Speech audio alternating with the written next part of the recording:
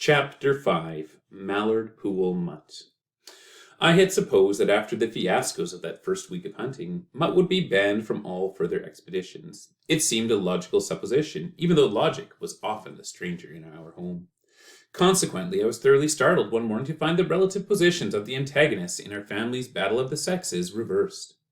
At breakfast, Mother elaborated on her new theme that Mutt was far too sensible to waste his time hunting game birds, and Father replied with the surprising statement that he could train any dog to do anything and that Mutt could and would become the best dang bird dog in the West.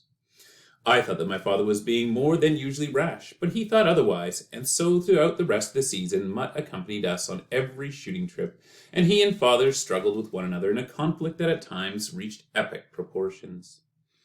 The trouble was that Mutt, having discovered the joys of cattle running, infinitely preferred cows to birds. The task of weaning him away from cattle chasing to an interest in game birds seemed hopeless. Yet Father persevered with such determination that toward the end of the season he began to see some meager prospect of success. On those rare occasions when Mutt allowed us to shoot a bird, we would force the corpse into his jaws or hang it albatross-like about his neck for him to bring back to the car. He deeply resented this business, for the feathers of upland game birds made him sneeze, and the oily taste of duck feathers evidently gave him a mild form of nausea.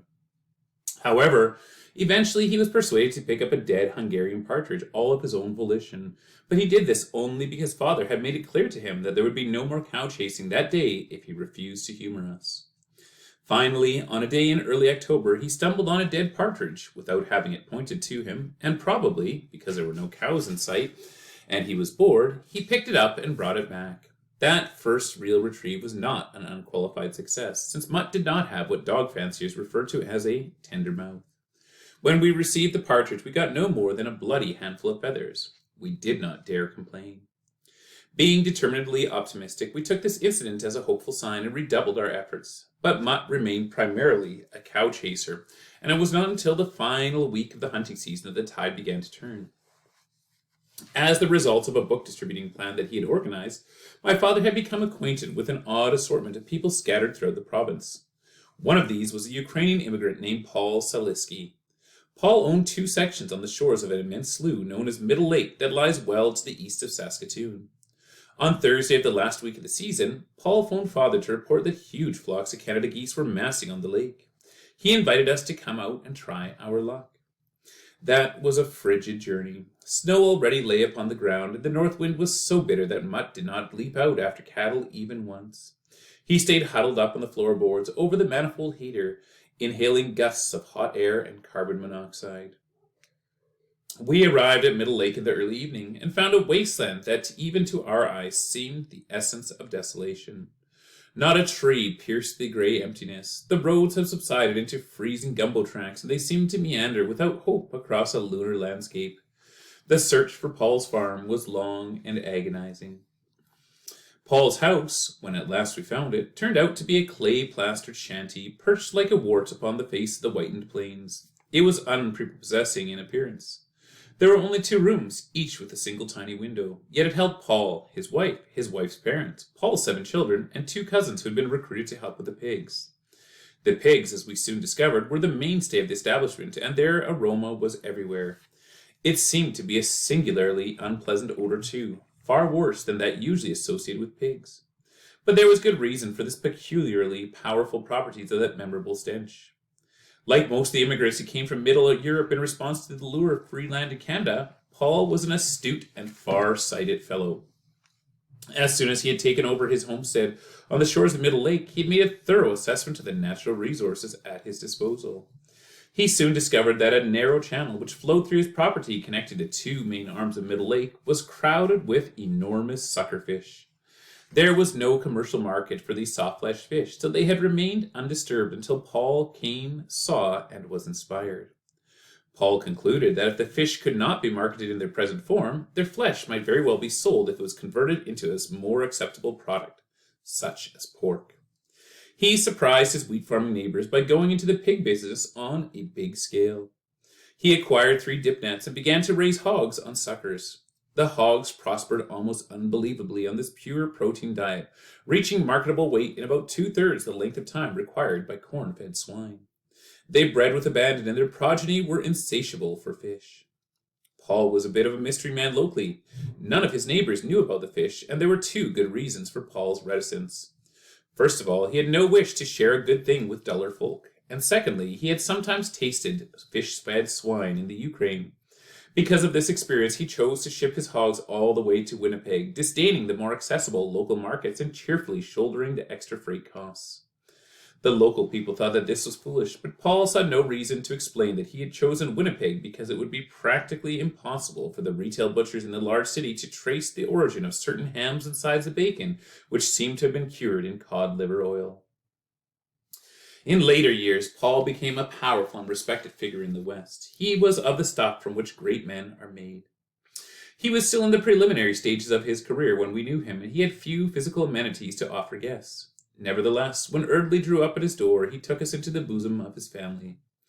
That is to say, he took father and me to the family bosom. Mutt refused to be taken. Sniffing the heavy air about the cabin with ill-concealed disgust, he at first refused even to leave the car. He sat on the seat, his nose dripping, saying "Faugh" at frequent intervals. It was not until full darkness that brought with it the breath of winter and the wailing of coyotes that he came scratching at the cabin door. We three slept on the floor, as did most of Paul's family, for there was only one bed in the place. The floor had its advantages, since the air at the lower levels contained some oxygen. There was none too much, and since neither of the two windows could be opened, the trickle of fresh air that found its way under the door was soon lost in a swirl of nameless other gases. Our lungs worked overtime, and we sweated profusely, for the still remained volcanic the night through. For father and me, it was a difficult experience. For Mutt, it was sheer hell. Gasping for breath, he squirmed about the floor, seeking relief and finding none. Finally, he thrust his nose under my armpit and resigned himself to what seemed like certain suffocation. For once in his life, Mutt was delighted to rise before the sun. When Mrs. Saliski opened the door at 4 a.m. to get some poplar billets with which to cook her breakfast, Mutt staggered from the boat room, moaning audibly. He had not yet fully recovered an hour later when Paul guided us down to the soggy shores of the lake and out along a low mud spit. At the tip of the spit, Paul had previously dug 2 foxholes for us. There was water in the holes, and it was ice-encrusted. The mud was stiff and frigid. There was a nasty wind out of the northwest, and although it was still too dark to see, we could feel the sharp bite of driven snow in our faces. Paul left us after a murmured injunction to keep an eye out for flocks coming from behind, and we three settled down to wait the dawn. In retrospect, I cannot recall ever having been so cold. Not even the excitement of waiting for my first shot at a goose could keep the blood flowing to my numb extremities. As for Mutt, he was soon beyond all feeling. We had found a sack for him to lie on, but it did him little good. He began to shiver extravagantly, and then to snuffle, and finally his teeth began to chatter. Father and I were surprised by this, for neither of us had ever heard a dog's teeth chatter before.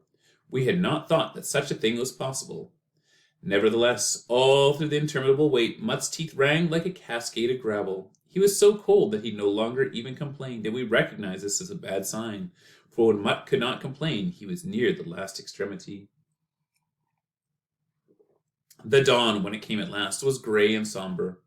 The sky lightened so imperceptibly we could hardly detect the coming of the morning. Father and I strained our eyes over the wind-driven water, and then suddenly we heard the sound of wings. Cold was forgotten. We crouched in the flooded holes and flexed our numb fingers in their shooting gloves. Father saw them first. He nudged me sharply, and I half turned my head to behold a spectacle of incomparable grandeur. Out of the grey storm scud, like ghostly ships, 100 whistling swans drove down upon us with their heavy wings. They passed directly overhead, not half a gunshot from us, and we were lost beyond time and space in a moment of unparalleled majesty and mystery. Then they were gone, and the snow eddies once again obscured our straining vision. It would not have mattered greatly after that if we had seen no other living thing all day, nor fired a single shot. But the swans were only leaders of the multitude. The windy silence of the mud spit was soon pierced by the sonorous cries of seemingly endless flocks of geese that drifted wraith-like overhead. They were flying low that day, so we could see them clearly. Snow geese, startling white abreast, with jet-black wingtips, beat past the point, and small bands of wavies kept formation with them like outriders. The honkers came close behind, and as the rush of the air through the great pinions sounded harsh above the wind, Father and I stood up and raised our guns. A flight came low directly over us, and we fired as one. The sound of the shot seemed puny and was lost at once in that immensity of wind and water. It was pure mischance that one of the birds was hit, for as we admitted to each other later, neither of us had really aimed at those magnificent grey presences. Nevertheless, one of them fell, appearing gigantic and primeval in the tenuous light as it spiraled sharply down. It struck the water 100 yards from shore, and we saw with dismay it had only been winged, for it swam off at once with neck out thrust after the vanishing flock. We ran to the shore, and we were frantic. It was not entirely the prospect of losing the goose that distracted us, rather it was the knowledge that we could not leave that great bird to perish slowly amongst the gathering ice. We had no boat. Paul had promised to return after dawn with a little dugout, but there was no sign of him, and the goose was now swimming strongly towards the outer limit of our vision. We had quite forgotten Mutt. We were astounded when he suddenly appeared beside us, cast one brief glance at the disappearing bird, and leaped into the bitter waters. To this day, I have no idea what prompted him. Perhaps it was because the goose, being very large, seemed more worthy of his efforts than any duck had ever been. Perhaps he was simply so cold and miserable that the death wish was on him. But I do not really believe either of these explanations. I think that my mother was right, and that from somewhere in his inscrutable ancestry, a memory had at long last come to life. The snow flurries had grown heavier, and Mutt and the goose soon vanished from our view. We waited through the interminable minutes, and when he did not reappear, we began to be frightened for him. We called, but if he heard us down the wind, he did not respond. At length, Father ran off down the mud spit to seek Paul in the boat, leaving me alone with growing certainty that I had seen my dog for the last time. The relief was almost overwhelming, when some minutes later I caught a glimpse of Mutt returning out of the lowering scud. He was swimming hard, but the wind and the seas were against him, and he was having some time before I could see him clearly. He had the goose firmly by one wing, but the honker was fighting fiercely. It seemed inconceivable that Mutt could succeed in bringing it to shore, and I was convinced that he would drown before my very eyes. Many times he was driven completely underwater, yet each time when he emerged, his grip on the goose remained unbroken.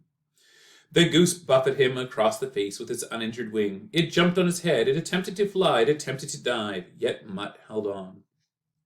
When he was still 20 feet from shore, I could bear the strain no longer, and I waded out into the shallows until I was hip deep.